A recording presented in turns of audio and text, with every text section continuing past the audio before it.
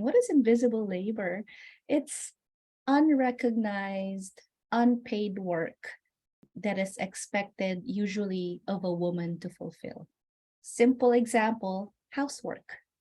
Housewives don't get paid for it, but they're expected to do it.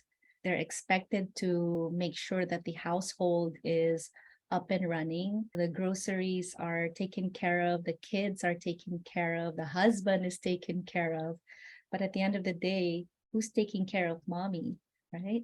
Let me give you an example of invisible labor. Let's say mommy, who is not an income earner, approaches dad, who is the sole breadwinner, right? And says, hey, dad, hun, let's go on a family trip, right?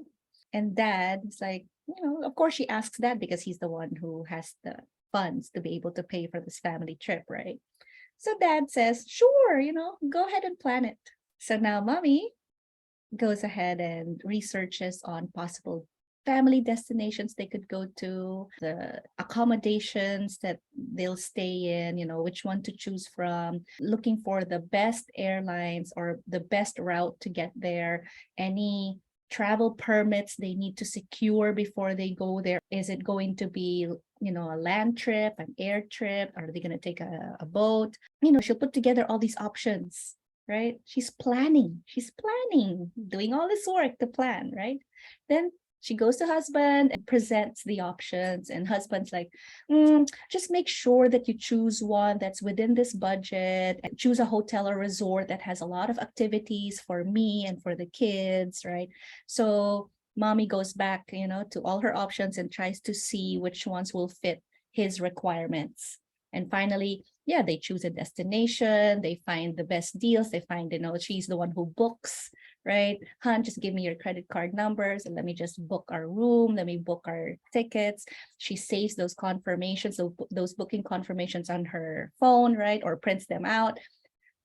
Before the day of the trip or when they need to travel, she makes sure everyone's packed, right? She packs the kids' stuff. She checks on husband's luggage, making sure that he packed his deodorant, his toothbrush, his socks before she goes ahead and packs her own stuff.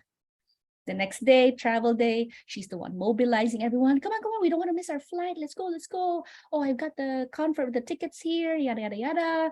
Then when they get to the hotel, she's the one who goes to the concierge, right? And checks in. Oh, here's my confirmation.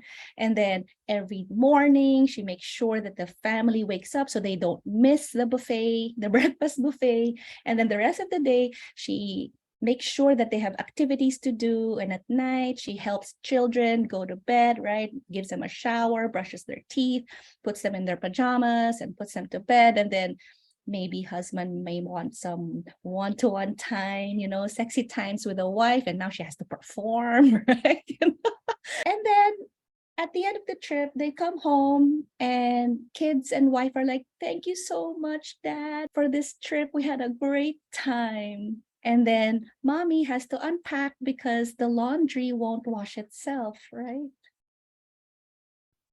Wow. And on and on and on. So you might think that's exaggerated, but no, that's the daily life of a mother.